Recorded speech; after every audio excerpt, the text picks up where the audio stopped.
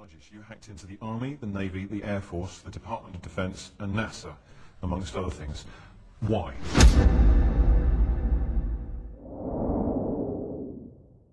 soo dhawaada asxaabay waxa uu jabsaday xogo ciidamo military yeeshaan kuwii ugu ballaarnaa kadib markii arrinta dambiga lagu ogaadayna waxay dawladdu u dhibka u geystay ku xukuntay 60 sano oo xabsi militariya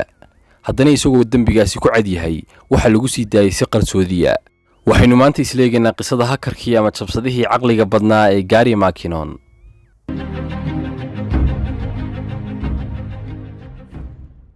Gary McKinnon waxa uu ahaa wiil si caadi ah u koray kuna dhashay Scotland kadibna la guuray qoyskiisa si ugu noolaado Ingiriiska. habeenada kamid ah dayaxuna uu 15 yahay waxa uu arkay shay dhalaal iyo hawada sare maraya inta kadibna uu shaygii ilbriqsi ku baaba'ay isagoo waayay meel uu ka baxay. waqti xaadirka waxa Gary saameyn weyn ku yeeshay mawduuca alieniska waxaana ku biiray urur British ah oo lagu magacaabo ururka Ingiriiska ee baara arrimaha la xiriira alieniska marka la soo gaabiyana loo yaqaan Bufora. Gary waxa uu aaminsanaa in sirta ka dambeysay in Mareykanku adduunka xukumayo ay tahay iskaashiga qarsoodiga ah ee ka dhaxeeya kana sii dhaxayn doona alieniska sababtuna ay tahay in Mareykanku haysto tiknoolajiyad horumarsan hub doomo maraakiib dagaal iyo maadada muhiimka ah ee bedeli doonta batroolka taas oo aanu Mareykanku doonayn inuu soo bandhigo caalamka ilaa waqtiga ku munaasibka ah mooyee. inkastoo ku fiicnaa waxbarashada haddana Gary markuu dhameeyay waxbarashadii muu helin shaqo kamanaan uu bixi jirin gurigiisa ilaa marmar dhifa mooyee taas oo u saamaxday inuu labada gabal baraadiyo macluumaadkoodana jabsado mid kastoo kamid ah quwadda badda Mareykanka kuwa hawada wasaaradda difaaca iyo wakaaladda hawada sare ku xeelka dheer ee NASA isagoo intaas oo dhan raadinayay siduu u ogaan lahaa inay jiraan alienisku dhammaan waxaas oo dhan waxa uu ku qaban jiray qalab iska dhexdhexaad ah oo aan cusayb ahayn waxaanu haystay internet xawaare yar iyo qalab duug ah oo noociisu yahay Microlink 56 qalabkaas oo sameynayay sanqar noocana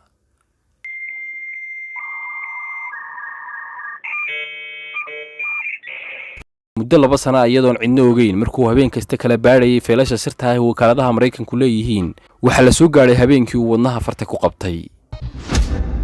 Did you find what you were looking for? Yeah. Tell us about it. waxa uu ka shafay Gary in xarumaha cilmi baarista Mareykanku ay kamid yihiin kuwa gaar loo leeyahay oo hadafkoodu yahay inay saaraan dhammaan sawirada la xiriira alieniska iyagoo adeegsanaya satellite-yo halka goobta laga fulinayay ay ahayd dhismaha 8aad ee xarunta wakaaladda NASA ku leedahay London ee Johnson Space Center waxaanu sidaa ku cadeeyay in xogihii uu helay markiiba laga saaray isagoo si fiican u wada arag. In building 8 of Johnson Space Center, we regularly airbrushed out images of UFOs from the high-res satellite imaging. waxa uu baaray Gary feelasha ku kaydsan kombiyuutarada yaal dhismaha 8aad ee xarunta waxaanu helay 2 fayl oo ciwaan u yihiin sawirro la farsameeyay iyo kuwa aan la farsamayn waxaana mid kasto iyaga kamid ah ku jiray sawirro hal cabir ah iyagoo cabirkoodu wada ahaa 100 megabyte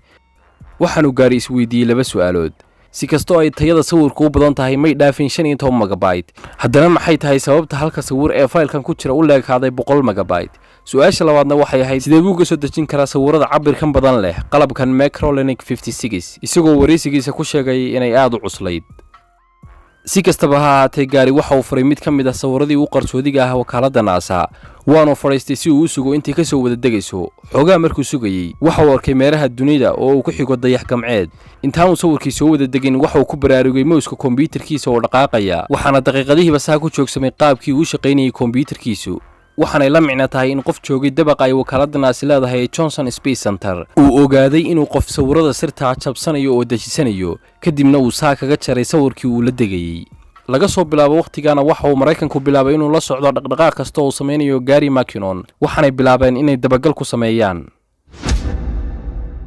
The mouse move or woman's mouse cursor come down right click the local area network icon and choose disconnect. subaxii 19 March ahayd sanadkan waxa 2002 waxa Gary McKinnon gurigiisa ku soo jabiyay booliska la dagaalama dambiyada internetka waxaana qadiyadan soo farageliyay Mareykanka isagoo Ingiriiska cadaadis ku saaray sidii ay ugu soo wareejin lahaayeen dambiilahan si uu ciqaabtiisa 60 sanaha ugu soo qaato saldhigga halaaga ah ee militariga Mareykanku leeyahay ee Guantanamo halka dhanka kalena ay xukuumadda Mareykanku sheegtay inuu Gary bixiyo lacag magdhow u ah damage-kii iyo dhibaatooyinkii uu geystay boqolaalkooda kombiyuutar lacagtaas oo ahayd wax u dhigma $800,000 laakiin si kadisa waxa uu Maraykanku go'aansaday inuu saamaxo waxaanu gebi ahaanba ka laabtay doonistii uu doonayay in loo soo gacan geliyo waxaanay si sharciya u joojisay dawladda Ingiriisku kiiskii Gary McKinnon waxaanay xani sheegaysaa inuu go'aankaasi soo shaacabaxay kadib markii uu Gary si sir ah ula hadlay Maraykanka waxaanay saxaafaddu su'aaleen Gary inuu meel qarsoodi ah ku qariyay faylal kale oo xasaasi ah si uu hadhow u soo saaro marka la cadaadiyo laakiin kama jawaabin su'aashaas waxaanu hadalkiisii ku soo gaabiyay inaanay cidna waxyeello geysanayn haddaba waxa la isweydiinayaa waxay tahay maxay ahayd sirtii uu kashifay Gary ee uu la wadaagay Maraykanka faahfaahinteedana uu diiday si uu uga badbaado xabsi milatariga halaaga ah ee Guantanamo